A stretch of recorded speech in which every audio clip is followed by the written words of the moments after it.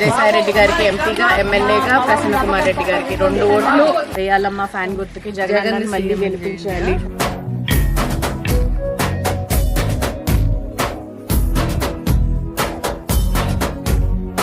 మీకు పథకాలన్నీ వస్తున్నాయి కదా, అలాగే రావాలి అంటే మళ్ళీ జగన్